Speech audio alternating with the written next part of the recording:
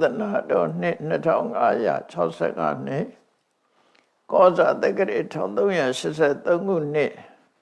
တဘူရလဆန်းတရက်2022ခုနှစ်ဖေဖော်ဝါရီလ1ရက်အင်္ဂါနေ့၌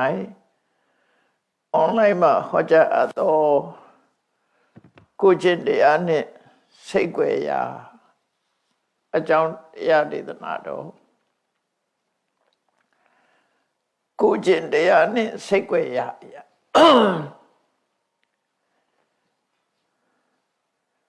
ကိုကျင့်တရားဆိုတာအကျင့်သီလနဲ့ပြည့်စုံတဲ့အနေအထားတစ်ခုရှင်းညွှန်းပြီးတော့ပြောတာကိုကျင့်သီလကောင်းမွန်တဲ့ပုဂ္ဂိုလ်တွေဟာရှေ့မှာမဟုတ်တာမလုပ်သလိုကိုယ်ရမှာလည်းပဲမဟုတ်တာလုပ်လို့မရှိကြဘူးကိုကျင့်သီလကောင်းပြီဆိုလို့ရှိရင်တော့မြည်သည့်နေရာမှာပဲနေမဟုတ်တာလုပ်လို့မရှိကြတော့ဘူးသို့သောကိုကျင့်တရားဆိုတာလူတိုင်းတော့ကောင်းကြတာမဟုတ်ဘူးပေါ့ကိုကျင့်တရားကောင်းမှုဆိုတာအတော်ကြိုးစားရမှာဖြစ်ပါပုရုဇဉ်ရဲ့သဘာဝလျောက်ကိုကျင့်တရားနဲ့ပတ်သက်လာလို့ရှင်လူရှိသူရှိမှာတော့မကောင်းတာမလုံးဝညတော့လည်းပဲကွယ်ရမှာတော့မကောင်းတာလှုပ်လိလှုပ်တာရှိကြတယ်ဆိုတာလောကကြီးမှာထင်ရှားနေတယ်မြတ်စွာဘုရားရဲ့ခုံတော်တစ်ခုထဲမှာအရဟံဆိုတဲ့ခုံတော်ကဗရမထူးခြားတယ်လို့ပြောမှာလောကမှာလူကြီးလူကောင်းဆိုတဲ့ပုဂ္ဂိုလ်တွေတောင်စိတ်ွယ်ရရောက်လို့ရှိရင်သူမသိအောင်မကောင်းတာတွေလုပ်တတ်ကြတယ်ပေါ့မြတ်စွာဘုရားမှာတော့စိတ်ွယ်ရမှရောက်တော့လဲမကောင်းမှုအကုသိုလ်ဆိုတာလုပ်တာမရှိဘူးတိတ်ဘုံမဟုတ်တာလုပ်တဲ့အလုပ်လုံးဝမရှိလို့အရဟစိတ်ွယ်ရ၌တောင်မကောင်းတာမလုပ်ဘူးဆိုတဲ့ခုံပေါ့အဲ့တော့ဒီကောင်ကိုကြည့်မယ်ဆိုလို့ရှိရင်အမှန်ပုဂ္ဂိုလ်တွေကစိတ်ွယ်ရတွေ့ပြီဆိုရင်မကောင်းတာလုပ်လို့လှုပ်တာရှိတယ်ဆိုတာထင်ရှားတယ်ပေါ့အဲ့တော့ကိုကျင့်သီလနဲ့ပတ်သက်လာလို့ရှိရင်တကယ်သူတော်စင်တွေကြတော့လောကမှာမကောင်းတာလုပ်ဖို့စိတ်ွယ်ရဆိုတာမရှိဘူးလို့သတ်မှတ်ထားတာဖြစ်တယ်အဲဒီလိုသတ်မှတ်ထားလို့ရှိရင်မကောင်းတာလုပ်ဖို့နေရဆိုတာသူတို့မှမရှိကြဘူးစိတ်ွယ်ရဆိုတာသူတို့ရှာလို့မတွေ့ဘူးပေါ့ကိုကျင့်တရားပြပြတဲ့ပုဂ္ဂိုလ်တွေကတော့စိတ်ွယ်ရဆိုတဲ့နေရာမှာသွားလောက်ကြတယ်လူအများစုကစိတ်ွယ်ရလို့ထင်ပြီးတော့မကောင်းမှုတွေကိုလုပ်ကြတယ်အဲ့ဒါနဲ့ပတ်သက်ပြီးအတွေးခေါ်တွေကမင်္ဂဘုလို့တာပေါ့မြတ်စွာဘုရားဟောတဲ့တရားတွေမှာဆိုရင်နတ္ထိလောကေရဟောနာမလောကမှာစိတ်ွယ်ရဆိုတာမရှိပါဘူးတဲ့သို့တော့လူတွေကစိတ်ွယ်ရလို့ထင်တယ်စိတ်ွယ်ရဆိုတာဘယ်သူမှမမြင်တဲ့နေရာဘယ်သူမှမရှိတဲ့နေရာကိုစိတ်ွယ်ရလို့ပြောကြတာကိုတယောက်တည်းပဲတခြားပုဂ္ဂိုလ်ဘယ်သူမှမရှိဘူးဘယ်သူမှမမြင်နိုင်ဘူးပတ်ဝန်းကျင်ကကိုယ်ကိုမမြင်နိုင်ဘူးဆိုတဲ့နေရာမျိုးစိတ်ွယ်ရလို့ယူဆကြတယ်အဲ့တော့မြတ်စွာဘုရားကတော့နတ္ထိလောကေရဟောနာမလောကမှာစိတ်ွယ်ရဆိုတာမရှိဘူးတဲ့ဘယ်သူအတွက်လဲဆိုရင်ပါပကမ္မပကရုပ္ပတောမကောင်းတဲ့အလုပ်လုပ်ချင်တဲ့ပုဂ္ဂိုလ်ဖို့စိတ်ွယ်ရဆိုတာမရှိဘူး ရတော့အပြင်လူတွေဟာကောင်းတဲ့အကျင့်နေကြတော့လူရှိသူရှိမှပြသကြတာမဟုတ်တဲ့အလုပ်မကောင်းတဲ့အလုပ်ဆိုရင်တော့ကွယ်ရမှာပုံရှုကွယ်ရှုလုပ်လို့ရှိကြတာအဲ့ဒါကြောင့်မို့လို့မကောင်းမှုအကုသိုလ်လုပ်တာဟာစိတ်ကွယ်ရရှိတယ်လို့တမန်ပုဂ္ဂိုလ်တွေကထင်မိမဲ့ပညာရှိသူတော်ကောင်းတွေကတော့မကောင်းတဲ့အလုပ်ကိုလုပ်ဖို့စိတ်ကွယ်ရဆိုတာမရှိပါဘူးမကောင်းတဲ့အလုပ်ကိုလုပ်တဲ့ပုဂ္ဂိုလ်ဟာသူကသူစိတ်ကွယ်ရလို့ထင်နေပေမဲ့လို့စိတ်ကွယ်ရမဟုတ်ဘူးဆိုတာကိုပြတာပဲဖြစ်တယ်နတ္ထိလောကေရဟောနာမပပကမ္မပကရုပ္ပတောမကောင်းမှုအကုသိုလ်ကိုပြုလုပ်တဲ့ပုဂ္ဂိုလ်ဖို့လောကမှာစိတ်ကွယ်ရဆိုတာမရှိဘူးတဲ့။ဘာကြောင့်မရှိတာတော့ဆိုရင်အတ္တတိပုရိသသန္နာတိယတိကဟတိဝါနာဝကိုယ်ကစိတ်ကွယ်ရလို့ထင်နေပေမဲ့လို့အဲ့ဒီနေရာမှာကိုယ်ကိုကြည့်နေတဲ့မျက်လုံးတွေဆိုတာလူထဲမှာလည်းမဟုတ်ဘူးကိုလို့တာကိုမြင်နိုင်တဲ့လက်တွေရှိတယ်ကိုလို့တာကိုမြင်နိုင်တဲ့လက်တွေရှိတယ်ကိုပတ်ဝန်းကျင်မှာကိုကမမြင်ရပေမဲ့ကိုကိုမြင်နေတဲ့ပုဂ္ဂိုလ်ရှိတယ်ပေါ့ဒါကြောင့်မို့စိတ်ကြွယ်ရဆိုတာမဟုတ်ဘူးနောက်ဆုံးမှာဘယ်သူမှမရှိဘူးဆိုတော့အတ္တတိပုရိသသာနာတိယတိကာတိဝနာဝကိုမဟုတ်တာလောက်တာကိုသိနေတဲ့လူတယောက်ရှိတယ်တဲ့အဲ့ဒါဘယ်သူလဲဆိုကိုယ်တိုင်ပဲသူများမသိဘူးလို့တော့ရှိကောင်းရှိမယ်အဲ့ဒီကိုလောက်တာကိုမသိဘူးဆိုတော့မရှိဘူးဒါကြောင့်မို့အတ္တတိပုရိသသာနာတိမင်းစိတ်ကြွယ်ရလို့ထင်မနေနဲ့ကိုလောက်တာကိုတော့သိနေတယ်အဲ့ဒီကိုသိနေခြင်းဟာစိတ်ကြွယ်ရမဟုတ်ခြင်းပဲဖြစ်တယ်လို့ဒီလိုအတွေးခေါ်နဲ့လောကမှာစိတ်ကြွယ်ရမရှိလို့မကောင်းမှုကောင်းကုသိုလ်လုပ်တဲ့အခါမှာစိတ်ကြွယ်ရတောင်းမှမလုပ်အောင်ရှောင်ရှားနိုင်ဖို့အရေးကြီးတယ်လို့ဆိုလိုတဲ့အဓိပ္ပာယ်ပဲဖြစ်တယ်။မြတ်စွာဘုရားရဲ့အရဟံဆိုတဲ့ဂုဏ်တော်ဟာလောကလူသားတွေကစိတ်ကြွယ်ရတွေ့လို့ရှိရင်မကောင်းတာလုပ်တတ်ကြတော့လေ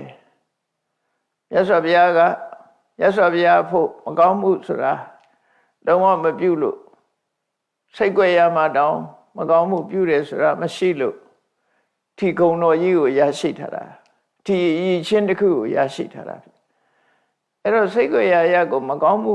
မလုပ်ဘူးဆိုတဲ့ပုဂ္ဂိုလ်မှ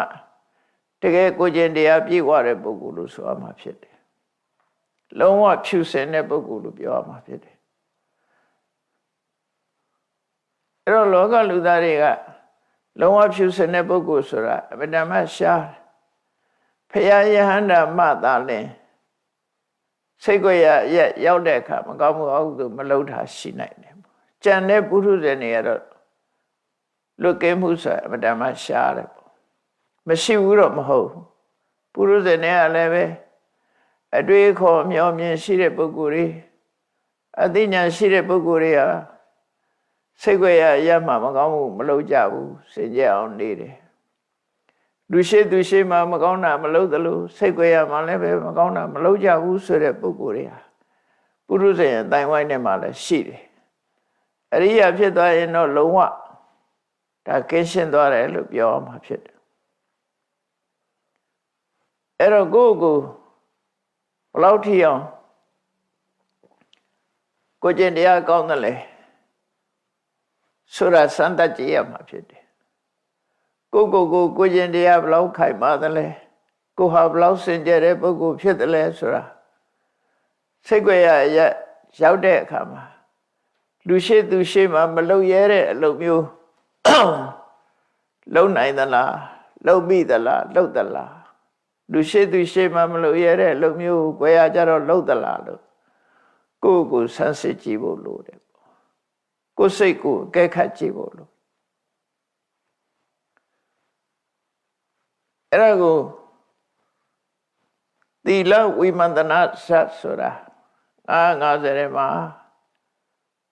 350မြောက်မှာပါရှိတယ်ပေါ့ဒီဇာလေးကကိုကျင့်တရားခိုင်မာဖို့အတွက်တန်တင်ပြသဆုံးမပေးတဲ့စကလေးဖြစ်လို့ဒီစပ်ဖြစ်လို့ကိုကျင့်တရားအတွက်ကိုယ့်ကိုသင်္ကန်းစာယူပြီးတော့ပြုပြနိုင်တဲ့အနေအထားမျိုးရရှိနိုင်တယ်ပေါ့သင်္ကန်းစာဆိုတာယူပြီးကိုယ့်ကိုပြင်မအကောင်းဆိုတာဖြစ်တယ်လောကလူတွေဟာကိုယ့်ကိုမပြင်သေးသမျှလူကောင်းမဖြစ်နိုင်ပါဘူးဆရာမိဘတွေကပြင်နေဆိုတာဆရာမိဘတွေရှေ့မှာကောင်းနိုင်တော့လည်းပဲဆရာမိဘရှေ့မဟုတ်တဲ့အခါမှာအကျင့်စရိုက်တွေကပြန်ပြီးတော့နိုးထလာတတ်တယ်ပေါ့အဲ့တော့ကိုယ်တကယ်သူတော်ကောင်းဖြစ်ပြီဆိုလို့ရှိရင်ကတော့ကိုယ်ဖို့မှာ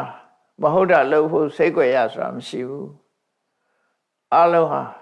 ကိုယ်သိနေရင်ကိုယ့်ဟာကိုယ်သိက္ခာကိုရှက်ရွံ့နေမဟုတ်တာမလုပ်ဘူးလို့ဆိုတယ်ဟိရိဝတ္တပတရားတွေကိုယ့်ရဲ့ထဲမှာအပြည့်အဝရှိနေမယ်ဆိုရင်ကိုကျင့်တရားကိုယ်တဏ္ဍာမှာအပြည့်အဝရရှိပြီးတော့စိတ်ကြွယ်ရမှတော့ကိုကျင့်တရားကောင်းမွန်တဲ့ပုဂ္ဂိုလ်မျိုးဖြစ်လာနိုင်တယ်အဲ့တော့ပုရုဇဉ်နေနဲ့ဒီအဆင့်ရောက်အောင်ကိုပဲကြိုးစားသင့်တယ်ပေါ့ဒီအဆင့်ရောက်အောင်ပဲကြိုးစားသင့်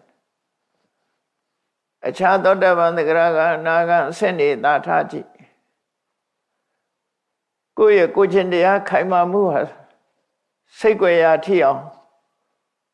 အာမခံချက်ရှိလားကိုယ့်ကိုစမ်းသပ်ပြီးတော့တိဆောက်ဖို့ခိုင်မာဖို့လေ့ကျင့်မှုအတ္တမရေးကြည့်တယ်ဒီဘဝမှာလေ့ကျင့်လိုက်မယ်ဆိုရင်ဘယ်ဘဝရောက်ကိုယ့်ရဲ့စိတ်ဓာတ်ခိုင်မာမှုဟာဖြစ်လာမှာပဲဖြစ်တယ်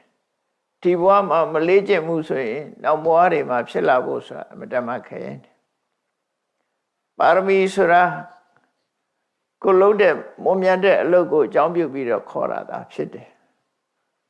ပါရမီဆိုတာပရမတ္တကမ္မပါရမီလို့ဆိုတယ်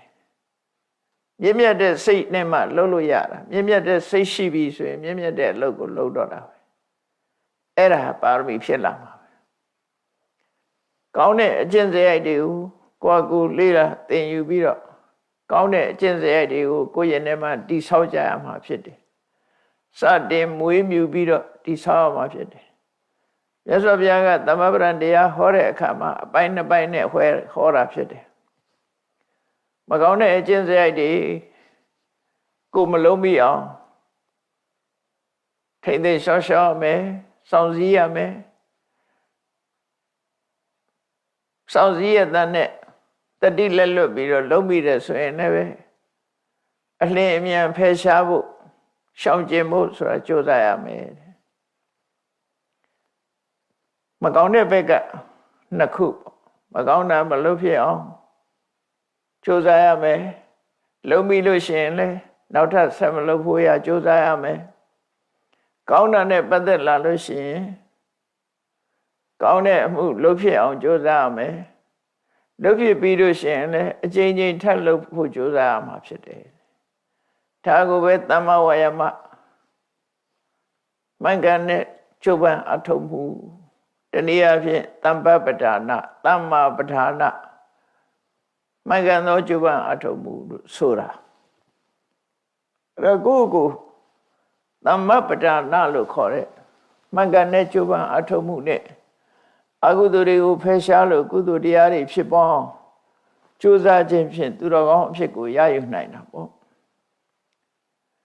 အဲ့လိုမဟုတ်လို့ရှိရင်လူတွေရဲ့အကျင့်စရိုက်တွေဟာအမြဲတမ်းမိမိတဏ္ဍာမှာကျိုးဆွဲတယ်လို့အညစ်အကြေးတွေဟာချွတ်လို့မရအောင်ဆွဲထင်နေတတ်တယ်အဲ့လိုဆွဲထင်ရနေရအောင်ကြိုးစားအထောက်ကြမှာဖြစ်တယ် ဒီသီလဝိမန္တနာဆိုတဲ့စက်တော်မှာကိုကျင့်တရားကိုစမ်းသပ်တဲ့ဇာတ်လမ်းလေးတစ်ပုဒ်ဖြစ်တယ်ပေါ့ကိုကျင့်တရားကိုဘလောက်ကောင်းတယ်လဲဆိုတာစမ်းသပ်တာ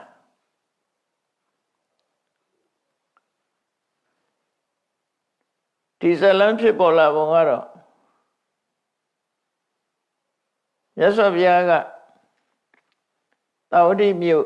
စေရွန်ကျောင်းမှာသရင်သုံးနေတဲ့အချိန်မြတ်စွာဘုရားကစေရွန်ကျောင်းမှာသရင်သုံးနေရဲ့ရှိနေတဲ့အချိန်မှာမြတ်စွာဘုရားနဲ့အတူတကွစေရွန်ကျောင်းမှာနေထိုင်ကြတဲ့ယဟန်900ဟာတရားအထုတ်နေတဲ့တရားအထုတ်ဖို့ကြိုးစားနေတဲ့ယဟန်တွေပဲဖြစ်လင့်ကြတာညတောင်းကောင်ရံကာလမှာကာမဝိတက်လို့ခေါ်တဲ့ကာမဂုဏ်အာယုံခံစားလို့တဲ့စိတ်တွေဖြစ်ပေါ်နေကြတယ်။ဘာကြောင့်လို့ဆိုရင်မြတ်စွာဘုရားလက်ထက်ကလူငယ်လူရွယ်တွေသာသနာ့ဘောင်ဝင်လာကြတယ်။တချို့လည်းမိသားစုအိမ်နောက်တွေကိုစွန့်ပြီးတော့သာသနာ့ဘောင်ဝင်ကြတာဖြစ်တယ်။အဲ့လိုဝင်လာတဲ့ပုဂ္ဂိုလ်တွေဟာကာမဝိတက်လို့ဆိုတာလူဘဝတုန်းကကြုံတွေ့တာတွေကိုပြန်ပြီးတတိယပြီးတော့တွေးပြီးနေကြတဲ့ပုဂ္ဂိုလ်တွေလွမ်းဆွတ်နေကြတဲ့ပုဂ္ဂိုလ်တွေစေရွန်ကျောင်းကတန်ဃာတွေထဲမှာဒါတွေရှိလာတယ်တချို့လဲလူဘဝကိုအားကြပြီးတော့စိတ်ကူးရင်တာတွေဖြစ်လာတယ်မြတ်စွာဘုရားကယဟန်တန်ဃာတွေကိုစောင့်ရှောက်တဲ့အနေနဲ့စောင့်ကြည့်နေတာဘယ်လိုထိစောင့်ကြည့်တော့ဆိုရင်ဥပမာပေးထားတာမျက်လုံးတစ်လုံးနဲ့ရှိတဲ့ပုဂ္ဂိုလ်မျက်စိတစ်လုံးသာရှိတဲ့ပုဂ္ဂိုလ်ဟာအဲ့ဒီမျက်စိလေးကောင်းတဲ့မျက်စိလေးပြတ်မသွားအောင်ထိမ့်သိမ်းစောင့်ရှောက်သလိုတဲ့သာသမီတူတဲ့ရှိတဲ့ပုဂ္ဂိုလ်ကလည်းဒီသာသမီလေးတူကိုပဲထိမ့်သိမ်းစောင့်ရှောက်သလိုသမရီဆိုတဲ့သားကောင်ဟာလည်းသူ့ရဲ့မြည်ဆံကိုထိမ့်သိမ်းစောင့်ရှောက်သလိုအမြဲတမ်းတတိထားပြီးတော့ယဟန်တွေကိုမြတ်စွာဘုရားကြည်တယ်တရားနှလုံးသွင်းကြရလားကောင်းတဲ့စိတ်တွေစင်စဲမပြတ်ဖြစ်ရလားမကောင်းတဲ့အကုသိုလ်စိတ်တွေဝင်သလားဆိုတာကိုညပိုင်းမှာလည်းတေဘစက္ခုနဲ့ကြည်တော်မူတာဖြစ်တယ်အဲ့လိုကြည်တဲ့အချိန်မှာခုနကယဟန်တော်တွေအချို့ဟာလူဘဝကိုပြန်နေပြီးတော့တွေ့တော့ပြီးစိတ်ကူးရင်ကြတယ်သို့မဟုတ်ကြုံတွေ့ခဲ့ရတဲ့သူတို့ဘဝတွေကိုပြန်လီတန်းတနေတာတွေတွေ့တဲ့အခါမှာမြတ်စွာဘုရားကရှင်အနန္ဒာကိုခေါ်ပြီးတော့အနန္ဒာစေရွန်ကျောင်းထဲမှာနေတဲ့ကိုရော်တွေအားလုံးကိုခန္ဓာကိုယ်ကြီးကျောင်းဘဝမှာနေရခင်းပြီးတော့အဲ့ဒီခန္ဓာကိုယ်ကြီးကျောင်းဘဝမှာစီဝေးဖို့ခေါ်လိုက်ဆိုပြီးတော့မြတ်စွာဘုရားစောဤတန်ဃာတွေကိုခေါ်လိုက်တာခေါ်လိုက်တော့တန်ဃာတွေကမြတ်စွာဘုရားစီရောက်လာကြအလုံးစုဝေးမိတဲ့အခါမှာ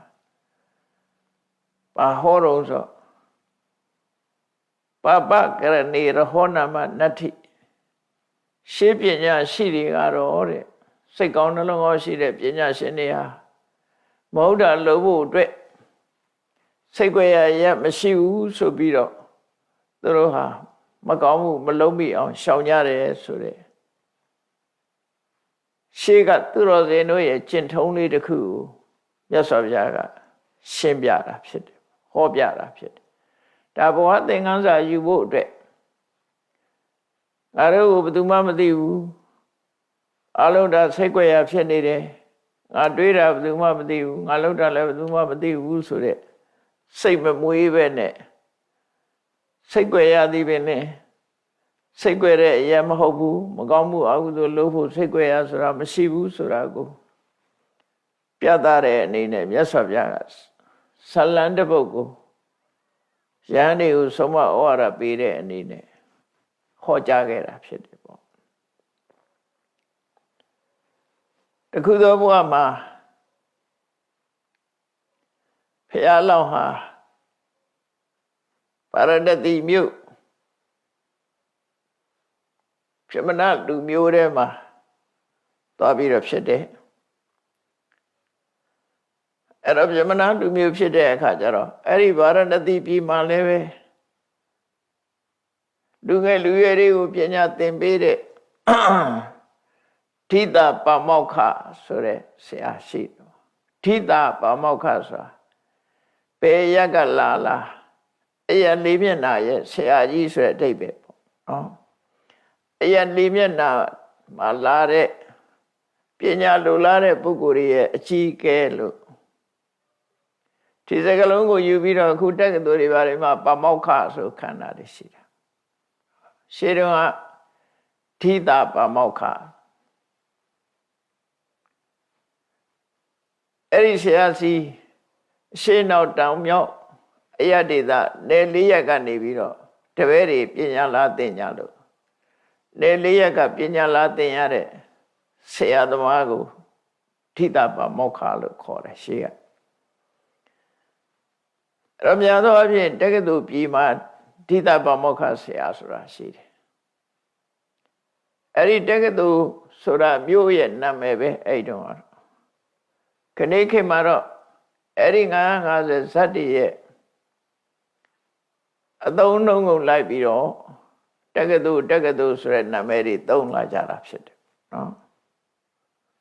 အင်္ဂလိပ်လို university ဆိုတဲ့ပြန်တဲ့စကားတွေတက္ကသိုလ်လို့သုံးလာကြတယ်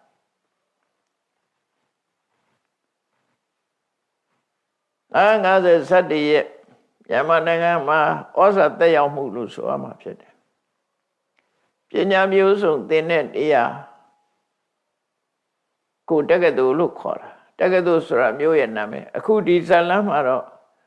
ဗာရဏသီမျိုးမှာထိတာပါမောက္ခဆရာကြီးရှိတယ်ဆိုတော့ဗာရဏသီမျိုးမှာလည်းပဲဒီလိုပညာသင်ကြားပေးတဲ့ဆရာရှိတယ်လို့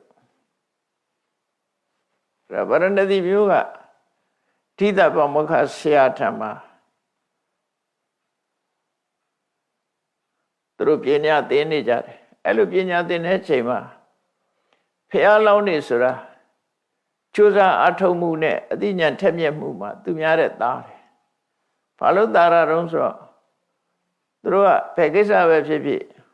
လုံလဝိရိယသူများတဲ့သားတယ်သူများတဲ့ဆန္ဒရှိတယ်ဆန္ဒကြီးတယ်ဝိရိယကြီးတယ်အဲ့ဒါကြောင့်ကိုသားတယ်လို့ပြောတာနော်အဲ့တော့သားတဲ့ပုဂ္ဂိုလ်တွေကခဏခေတ်မှလည်းရှိတာပဲဘယ်ကိစ္စပဲဖြစ်ဖြစ်ဥစည်းဆောင်ရွက်ပြီးလုပ်ကိုင်တဲ့ပုဂ္ဂိုလ်တွေရှိတယ်လေနောက်လိုက်တွေရှိသလိုဥဆောင်ပြီးတော့လှုပ်ရှားတဲ့ပုဂ္ဂိုလ်တွေရှိတာတော့ခေါင်းဆောင်လုပ်တတ်တဲ့ပုဂ္ဂိုလ်တွေပေါ့ဘုရားလောင်းကလည်းအဲ့ဒီမှာသူကပညာသင်တဲ့ကျောင်းသား900ထဲမှာသူ့အပါဝင်ဖြစ်တယ်အဲကျောင်းသား900ထဲမှာသူကဆရာရဲ့လက်ထောက်အနေနဲ့ပညာသင်ကြားနေတာထက်ထက်မြက်မြက်ကြိုးစားတယ်ပညာရေးကြိုးစားအထုတ်တယ်အဲ့ဒီဆရာကြီးမှာအရွယ်ရောက်တဲ့သမီးပြူတယောက်ရှိနေတော့ဆရာစဉ်းစားတယ်သမီးရှင်ဆိုတာအရွယ်မလင့်ခင်အိမ်တော်ရသားချပေးဖို့စဉ်းစားထားရှိကြတယ်ပေါ့နော်အိန္ဒိယနိုင်ငံမှာဆိုရင်ပို့ပြီးတော့ဒီကိစ္စတွေကစီမံကြတယ်ပေါ့ဒါမို့အိန္ဒိယကနေခေတ်သူတို့ရဲ့ဒလိတုံးတန်းစင်လာရဆိုလို့ရှင်သားယောက်ျားလေးမွေးတဲ့ပုဂ္ဂိုလ်ကအေးစစ်စစ်ပဲစိတ်ပူစရာမရှိဘူးသမီးမင်းကလေးတွေမွေးထားတဲ့မိဘတွေကတော့အင်တမသူတို့ဟာစိတ်ပူစရာတွေဖြစ်ကြတယ်စိတ်ပူစရာဖြစ်ကြတယ်အခုလည်းဒီသဗ္ဗမောက္ခဆရာကြီးကသမီးလေးတယောက်ရှိတော့ဒီသမီးလေးအိမ်တော်ရဲ့သားချပေးဖို့သူ့မှာလူရွေးရတော့မှဖြစ်တယ်ပေါ့အရွယ်ရောက်လာပြီဆိုတော့လူရွေးရသူ့မှာတပည့်ကျောင်းသားတွေ900တောင်ရှိတယ်အဲ့ဒီမဲ့ဥစည်းကောင်းဆောင်လုပ်နေတဲ့လက်ထောက်တပည့်တွေပညာတော်တဲ့တပည့်တွေရှိတယ်သို့တော့ပညာတော်တိုင်းကိုကျင့်တရားကောင်းကြမှာကောင်းတာဒါကြောင့်ကိုကျင့်တရားကောင်းတဲ့ပုဂ္ဂိုလ် ရွေးချယ်ဖို့ဆရာကြီးကစိတ်ကူးရတယ်စိတ်ကူးရတယ်သူစိတ်ထဲမှာအကျင့်သီလကောင်းတဲ့ပုဂ္ဂိုလ်စာရိတ္တကောင်းတဲ့ပုဂ္ဂိုလ်ငါသမီးနဲ့လက်ထပ်ပေးမယ်ဆိုပြီးရှိရွယ်ချက်နဲ့ဆရာကြီးကတပည့်တွေကိုခေါ်လိုက်တယ်ခေါ်ပြီးတော့ကြွကြောင်းပြောတယ်ငါတပည့်တို့တဲ့ငါသမီးကလည်းအရွယ်ရောက်နေပြီတဲ့ငါသမီးကိုအိမ်တော်ရသားချပေးခြင်းတယ်ဝိဝါဟလို့ခေါ်တယ်မိဘတွေကသုံးရင်ဝိဝါဟလို့သုံးရဒီသမီးရှင်ဘက်ကပြောတာဝိဝါဟအိမ်တော်ဘက်သားရဲ့ရှင်ဘက်ကပြောရင်အာဝါဟအဲ့ဒါလည်းမှန်အောင်သုံးဖို့လိုတယ်ပေါ့နော်ဒါဗမာပြည်မှာလည်းဒီစကားလုံးကသုံးတာဒါပေမဲ့အခုတော့နည်းနည်းသုံးနေလာတော့မသိဘူးအာဝါဟဝိဝါဟမင်္ဂလာဆိုတာလေအာဝါဟနဲ့ဝိဝါဟဒါအပါဠိစကားတွေခဏမှာတော့ထိမ်းများလက်ထပ်တယ်လို့သုံးတာပဲများတယ်ထင်ပါရဲ့အာဝါဟဝိဝါဟဆိုတာသိပြီးတော့မသုံးကြဘူးအဲ့တော့အဓိပ္ပာယ်ကဘာလို့ဆိုအာဝါဟဆိုတာယောက်ျားလေးဘက်ကမိဘတွေကအမျိုးသမီးကိုလာပြီးတော့သမီးရှင်ထံကသမီးကိုလာယူသွားတာခေါ်သွားတာကိုအာဝါဟလို့ခေါ်တယ်သမီးရှင်ကနေပြီးတော့သူတို့သားလောင်းစီကိုပို့ပေးတာကြတော့ဝိဝါဟလို့ခေါ်တယ်သူတို့စီမှာထုံးစံကယောက်ျားလေးကအမျိုးသမီးအိမ်လိုက်တာမရှိဘူးအမျိုးသမီးကပဲယောက်ျားလေးအိမ်လိုက်ရမှာဒါအိန္ဒိယထုံးစံနော်အာဝါဟဝိဝါနှစ်ခုစလုံးဟာသူတို့သားဘက်ကနေပြီးသူတို့သမီးကိုလာခေါ်တာအာဝါဟသူတို့သမီးဘက်ကသူတို့သားအိမ်ကိုပို့ဆောင်ပေးတာဝိဝါဟအဲ့တော့ဒီသဗ္ဗမုခဆရာကြီးကသူ့သမီးကိုသူတို့သားအိမ်ကိုပို့ပေးရ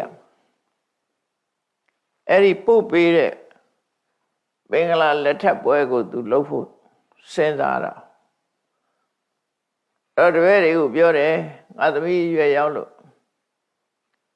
အိမ်တော်ဘက်စီငါပို့ပေးဖို့စီမံရလိမ့်မယ်အဲ့တော့အဲ့လိုပို့ပေးတဲ့အခါမှာသူတို့သမီးတွေအတွက်ဝတ်စားဆင်ဖို့လိုအပ်တယ်ပေါ့လက်ဝလက်စား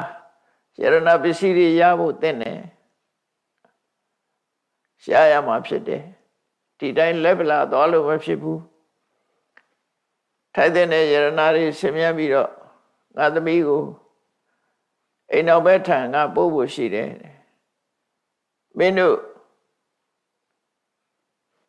ကိုယ်ဆွေမျိုးကိုမိဘအိမ်ကိုသွားပြီးတော့ဘယ်သူမှမသိအောင်လက်ဝတ်လက်စားအဝတ်တန်းစာတွေကိုတိတ်တဆိတ်ရှူပြီးတော့ငါ့ကိုပေးကြလို့ဆိုပြီးတော့သူသမီးပေးကြမလို့ဆိုပြီးကျောင်းသားတွေကိုအဲ့လိုခိုင်းတာနော်ဘယ်သူမှမမြင်စေရဘူးဘယ်သူမှမမြင်အောင်တိတ်တိတ်ရှူဆောင်ပြီးတော့ငါစီကိုပေးကြတယောက်ယောက်မြင်တဲ့ဟာမျိုးဆိုရင်တော့မယူဘူးဘယ်သူမှမမြင်အောင်တိတ်တိတ်ယူလာတဲ့ပစ္စည်းမျိုးကိုငါလက်ခံမယ်ဆိုဆရာကြီးကတပည့်တွေကိုမှားတယ်မှားတော့တပည့်တွေကလည်းဆရာကြီးပြောတဲ့အတိုင်းလုပ်ကြတယ်ပေါ့ကောင်းပါပြီဆိုပြီးတော့တပည့်တွေကအိမ်ပြန်သွားကြပြီးတော့အိမ်ကမိဘတွေဆွေမျိုးတွေညီကိုမောင်နှမတွေမမြင်တဲ့အချိန်မှာအဝတ်စားတို့လက်ဝတ်တစားတို့တိတ်တဆိတ်ခိုးပြီးတော့ယူလာကြတယ်တိတ်တဆိတ်ခိုးယူလာတယ်ခိုးယူလာပြီးတော့ဆရာကြီးကိုပေးကြတယ်ပေါ့ဆရာကြီးကလာပြီးနာမည်နဲ့ပစ္စည်းနဲ့တေချာစင်းမှတ်ပြီးတော့သိမ်းထားလိုက်တယ်အဲ့ဒီမဲ့ ကျောင်းသားတော်တော်များများအဲ့လိုခိုးပြီးတော့ယူလာပြီးတော့ပေးကြတာ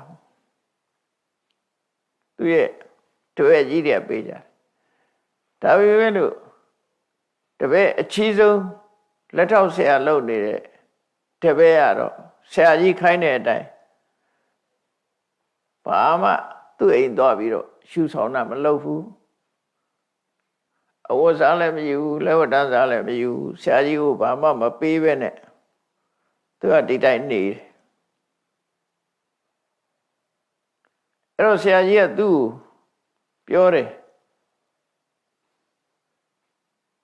ငါတပည့်မင်းကတော့ဘာမှ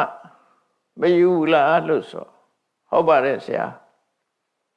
ဘာဖြစ်လို့မင်းမယူတာတုံးလို့ဆိုဆရာကပြောတယ်လေဘယ်သူမှမမြင်ခင်ယူလာတဲ့ပစ္စည်းရဲ့လက်ခံမယ်တိတ်တိတ်လို့ရမယ်လို့ဆရာကမှားထားတာကျွန်တော်စိတ်ထဲမှာစိတ်ကြွယ်ရဆိုတာကျွန်တော်မမြင်ဘူး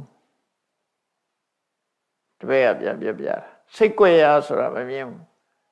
တိတ်တိတ်စိတ်စိတ်ဘယ်သူမှမသိတဲ့နေရာဆိုတာကျွန်တော်မတွေ့မိဘူးတဲ့ဒါကြောင့်မို့သူစိတ်ထဲမှာတော့ကြွယ်ရမှာလို့ဖို့တခုမှကြွယ်ရလို့မထင်ဘူးဆိုတဲ့အကြောင်းဆရာကြီးကိုပြောပြတာအသူပြောပုံလေးကိုမှတ်တမ်းတင်ထားတာပါတော့ဆို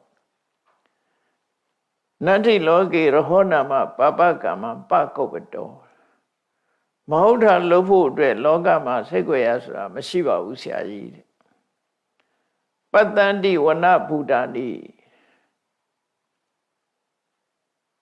တော့မှာပဲဖြစ်ဖြစ်အိမ်မှာပဲဖြစ်ဖြစ်အိမ်ဆောင်နဲ့တွေတောဆောင်နဲ့တွေကိုယ်ဆောင်နဲ့တွေကိုမမြင်ရတဲ့တရားတွေ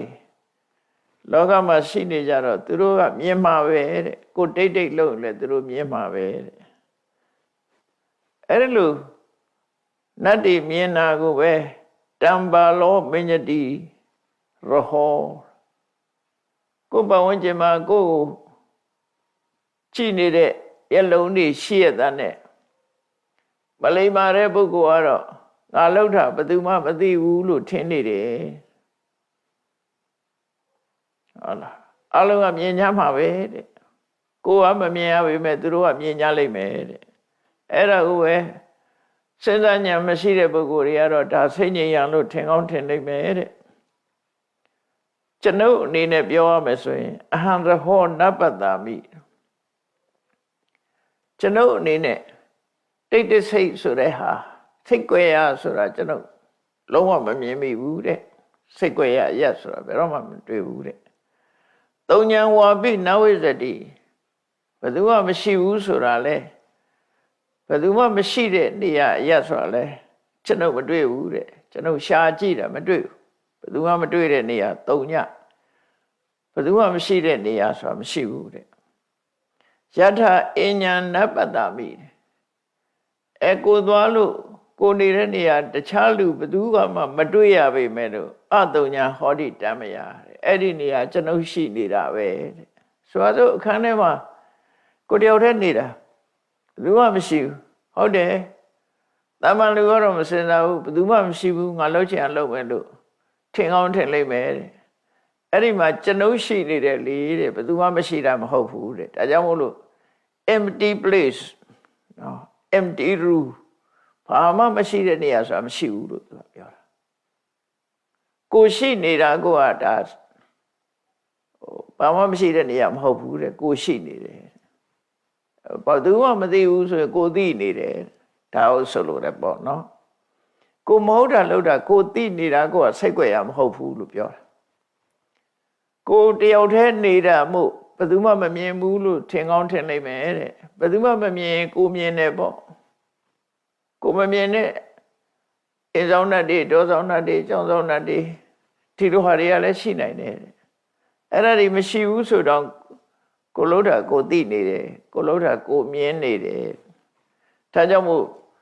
သူ့ရင်ထဲမှာဆရာကြီးကပြောတာဘယ်သူမှမမြင်အောင်ယူခဲ့လို့ပြောတော့ဘယ်သူမှဆိုတဲ့တဲမှာကျွန်ုပ်လည်းပါတယ်ကျွန်ုပ်မမြင်အောင်ယူလို့မှမရတာဟုတ်ခိုးတဲ့လူကိုယ်တိုင်ကမြင်နေတယ်လေဘယ်သူမှမမြင်အောင်ယူဖို့ဆိုတော့လောကကြီးမှာမဖြစ်ဘူး ဘယ်သူမှမသိအောင်လုပ်ဖို့ဆိုတာကိုသိနေတယ်အဲ့ဒါလို့ဒီတပည့်အကြီးဆုံးဆရာလက်ထောက်ကနေပြီးတော့ဆရာကြီးကိုဒီလိုရှင်းပြဆရာကြီးကိုရှင်းပြတဲ့အခါကျတော့ဆရာကြီးကသူပြောတာဆိုတာသူ့ရဲ့တွေးတောရှုဆပုံတွေကိုကြည့်ပြီးတော့ရှင်းတတ်တဲ့ဆရာကြီးရှင်းတတ်ပြီးတော့ငါတပည့်ငါအိမ်မှာငါသမီးအိမ်တော့ချဖို့ပစ္စည်းဥစ္စာမရှိတာမဟုတ်ပါဘူးတဲ့ငါအိမ်မှာအပြည့်စုံရှိပါတယ်ဟုတ်တာပေါ့တပည့်တွေပညာသင်ကြားပေးနေတဲ့ဆရာကြီးပဲအဲ့တော့သူ့အိမ်မှာဒီသမီးတယောက်ဆင်မိုးရအတွက်ကတော့ငွေကြေးတနာအလုံးလောက်ရှိပါတယ်ဒါပေမဲ့လို့ငါသမီးနဲ့ပေးစားဖို့ပုဂ္ဂိုလ်ဟာကိုချင်းတရားကောင်းတဲ့ပုဂ္ဂိုလ်ဖြစ်ဖို့လိုတယ်ကိုချင်းတရားကောင်းတဲ့ပုဂ္ဂိုလ်လောကကြီးမှာကိုချင်းတရားကောင်းတဲ့ပုဂ္ဂိုလ်နဲ့အိမ်တော်ရသားချပေးခြင်းလို့မင်းတို့ကျောင်းသားတွေကိုငါစုံစမ်းတာဖြစ်တယ်တဲ့အဲ့တော့ငါသမီးဟာမင်းနဲ့အတော်ဆုံးပဲသူ့ကိုရွေးချယ်လိုက်တာဘာမှယူမပေးတဲ့တပည့်ဘာမှအိမ်ကနေပြီးတော့လက်ဝတ်တန်းစာခိုးပြီးတော့ယူမလာတဲ့တပည့်ကိုမင်းဟာအကျင့်စာရိတ္တကောင်းတယ်ကိုကျင့်တရားကောင်းတယ်ဒါကြောင့်မို့မင်းနဲ့ပဲတော်တယ်လို့ဆိုပြီးတော့သမီးကိုအစင်တစားအပြည့်ဝဆင်ပြီးတော့အဲ့တပည့်ကြီးနဲ့လက်ထပ်ပေးလိုက်တာဟောတပည့်ကြီးနဲ့လက်ထပ်ပေးလိုက်ပြီးတော့ခုနတုန်းကအိမ်သွားပြီးတော့တိတ်တဆိတ်လက်ဝတ်တန်းစာရှရဏပစ္စည်းတွေတို့အဝတ်တန်းစာတွေတို့ခိုးလာတဲ့တပည့်ကျောင်းသားတွေကိုတော့သူမှတ်ထားတဲ့အတိုင်းကဲမင်းတို့အိမ်မင်းတို့ပြန်ယူသွားကြတာတွေဆိုပြီးတော့အကုန်ပြန်ပေးလိုက်တယ်ဆရာကြီးကစမ်းသပ်တာဘယ်သူကိုချင်းတရားကောင်းတယ်လဲဆိုစမ်းသပ်တယ်အဲ့တော့ဆရာကြီးရဲ့သမီးကိုမျောလင်းတောင်းတပြီးတော့အိမ်ကလဲဝတ်တန်းစာယရဏပစ္စည်းတွေခိုးယူလာခဲ့ကြတဲ့ကိုချင်းတရားပြက်ပြားတဲ့ကျောင်းသားတပည့်တွေဟာဆရာကြီးသမီးကိုလက်လွတ်ဆုံးရှုံးသွားကြတယ်ကိုချင်းတရားကောင်းတဲ့ပညာရှိအတွေ့အခေါ်ကောင်းတဲ့ကိုချင်းတရားကောင်းတဲ့တပည့်တယောက်သားလဲကိုချင်းတရားကိုအကြောင်းပြုပြီးတော့ဆရာကြီးသမီးကိုအိမ်တော်ဘက်အဖြစ်ရွေးချယ်ခွင့်ရသွားတယ်ပေါ့ဒီလိုဆိုလိုတာပေါ့အဲ့ဇလန်မှာအဲ့တော့အဲ့ဒီဇလန်ရဲ့အနှစ်ချုပ်ကတော့ဒါလေးကိုပြောတာပဲဒါကိုသွန်သင်ပြတာတဲ့သဘောပဲအဲ့ဒီမှာမြတ်စွာဘုရားကဒီဇလန်ကိုဟောပြီးတော့ဖြည့်ဆွက်ပြီးမြတ်စွာဘုရားဟောကြားတာတော့ပါတော့ဆိုဒုစိဇောစသူစိဇောစနန္ဒောစဒုက္ခဝဋ္ဌိတောဝိဇောစအထုဝသီလောစတေတမ္မာဇဟုမတ္ထိကာအမည်နာမလေးတွေဖော်ထားတယ်လူ6ယောက်ကျောင်းသား6ယောက်အိမ်ကပစ္စည်းခိုးပြီးတော့ယူလာတဲ့ကျောင်းသား6ယောက်တယောက်ကဒုစိစတယောက်ကသူစိစတယောက်ကနန္ဒတဲ့တယောက်ကဒုက္ခဝဋ္ဌိကာတယောက်ကဝိသတယောက်ကအတုဝသီလတို့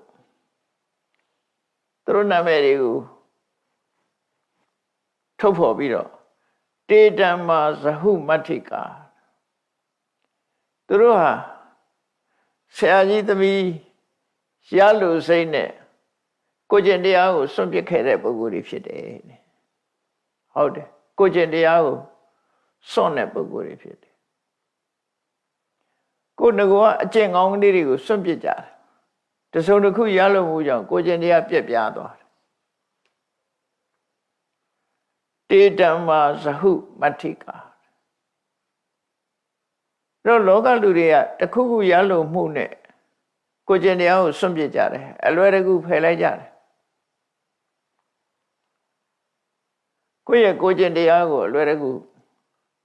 စွန့်လွတ်လိုက်ကြတယ်ပေါ့နော်သူတို့လည်းပဲလူတွေလိုက်တာကျင့်သုံးရမယ်ကိုကျင့်တရားတွေကိုစွန့်လွတ်လိုက်ကြတယ်တဲ့ပြမနောစကတံဇဟေသဗ္ဗဓမ္မနာပါရကုပြမနောစကထံဇဟေသဗ္ဗဓမ္မနာပါရကုဆို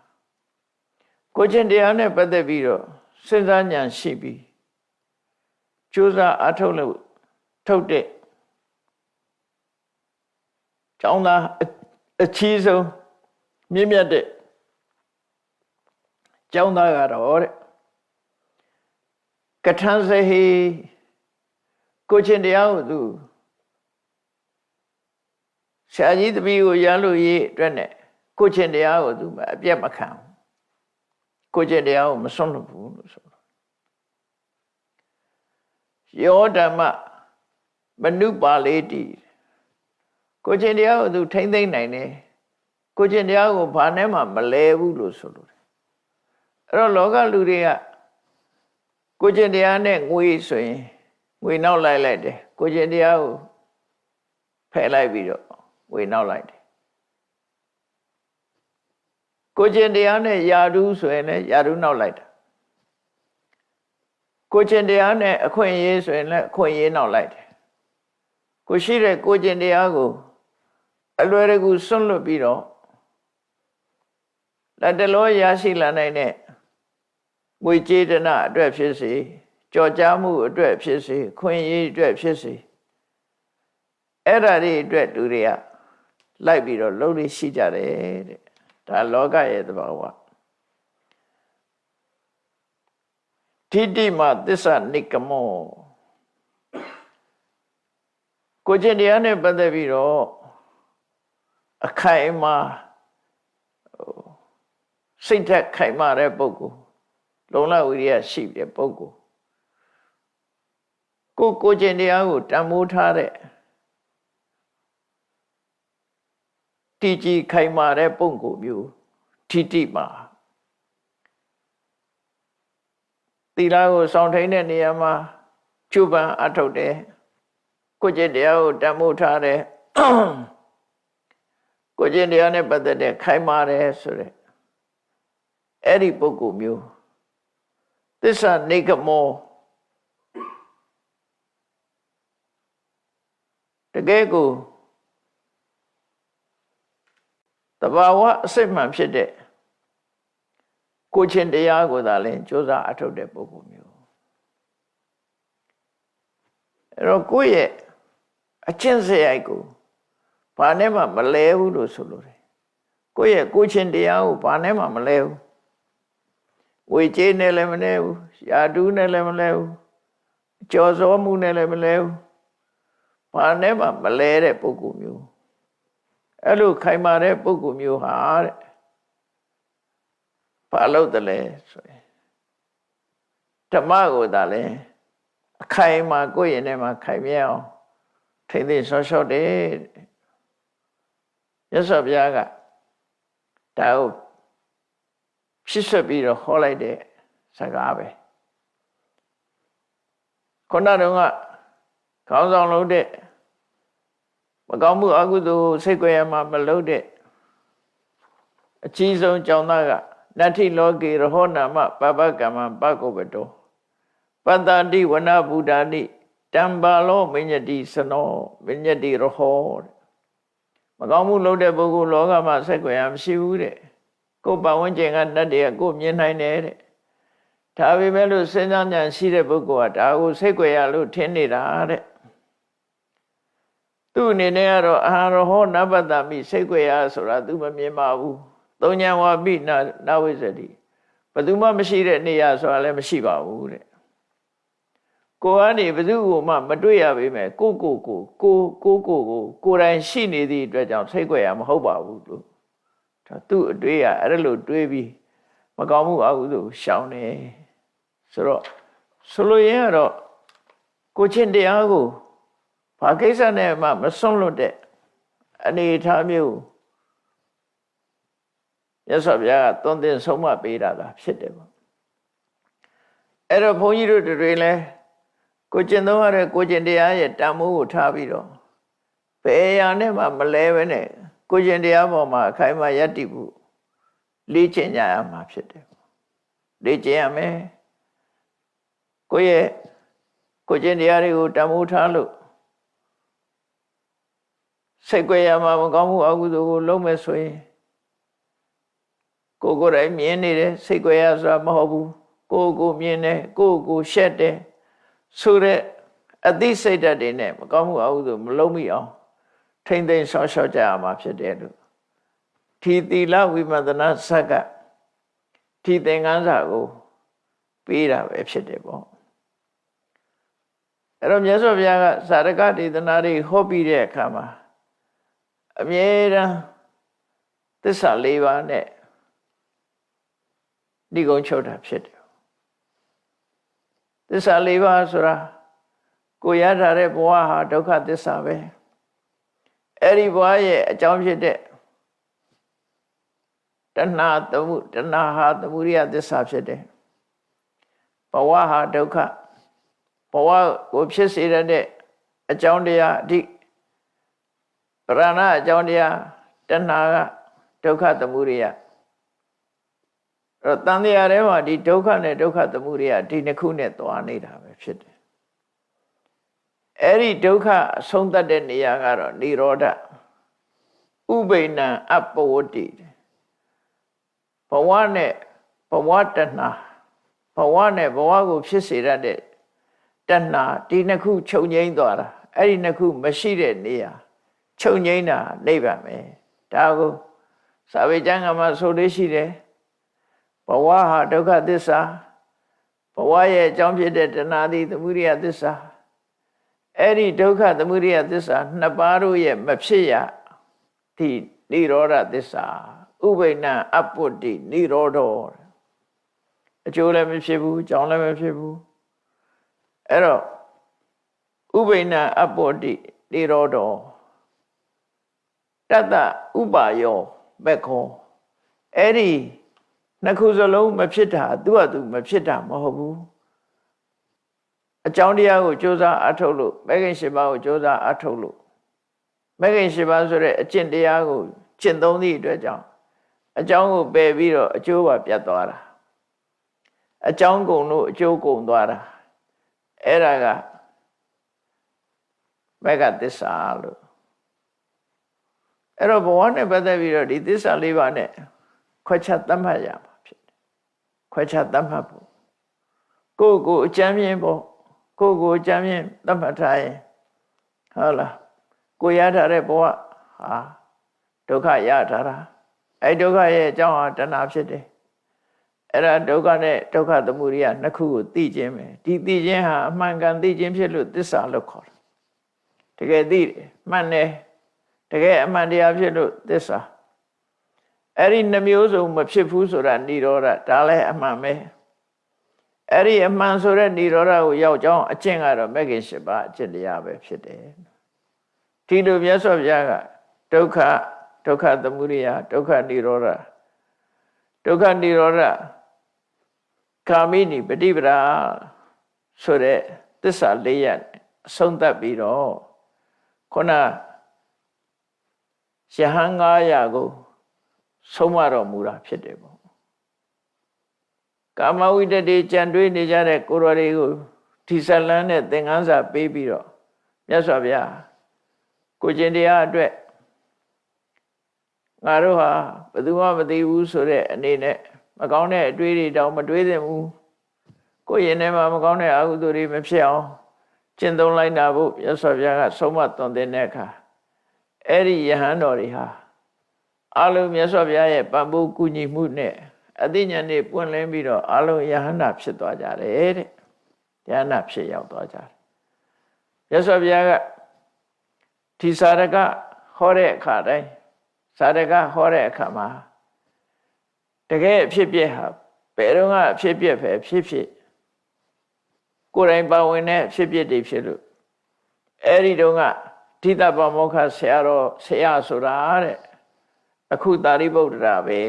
ဟိုတုန်းကသူဆရာကြီးလုပ်ခဲ့တယ်ပေါ့နော်အဲ့ဒီတုန်းကအသိဉာဏ်နဲ့စဉ်းစားဆင်ခြင်ပြီးမကောင်းမှုအဟုသို့မလုပ်ခဲ့တဲ့ကျောင်းသားကတော့တခြားလူမဟုတ်ဘူးတဲ့ငါကိုယ်တိုင်ပဲလို့အဲ့တော့ရင့်ကျက်တဲ့အတွေးခေါ်ရှိတဲ့ပုဂ္ဂိုလ်တွေငါကိုယ်တိုင်ပဲဒီလိုတွေးခေါ်ပြီးတော့အမှန်ကန်ဆုံးဖြတ်ခဲ့တယ်ဆိုတာကိုရသော်ဗျာဒီစက်မှာဒီလိုဟောကြားခဲ့တာဖြစ်ပါတယ်သီလဝိမန္တနာဆက်ကိုချင်းတရားနဲ့စိတ်ကြွယ်ရာ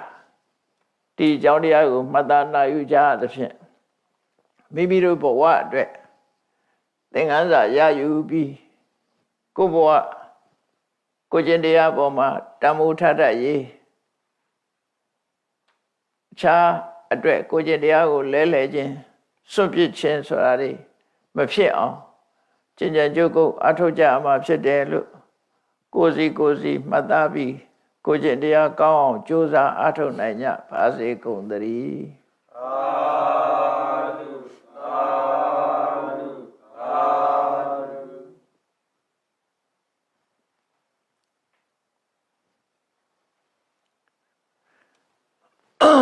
ရှိတဲ့ချာ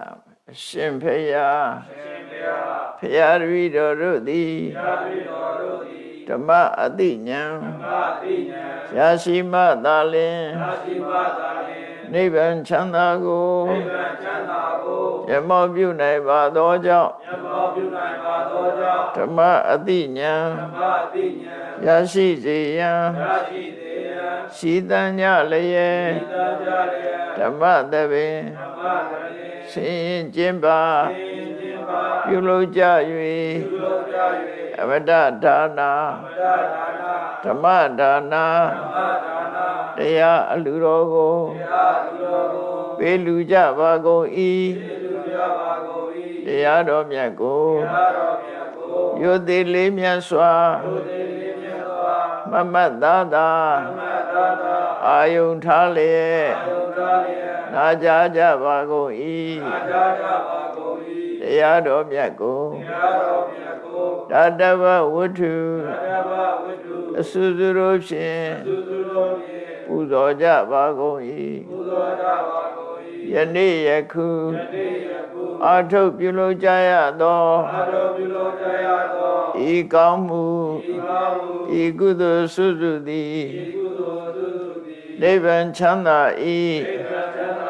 အကြောင်းထောက်ပံ့ဖြစ်ပါစေသတည်း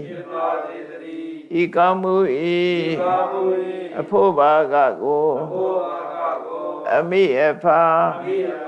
အဖို့အဖွာဆရာသမားမှစ၍ဝါသူကဘာသာလူနတ်မြမတတ္တဝါများတို့အားအမြဝေငှပါကုန်၏ကုသိုလ်အမြကိုယ်စီရကြကုန်သည်ဖြစ်၍ကိုယ်စိတ်နှဖျားချမ်းသာကြသည်ဖြစ်ကြပါစေကုန်သတည်းအာလုံးဒါကြကမြအမြယူတော်မူကြပါကုန်တော်သာဓုသာဓုသာဓုအာလုံးဒါကြကမြအမြ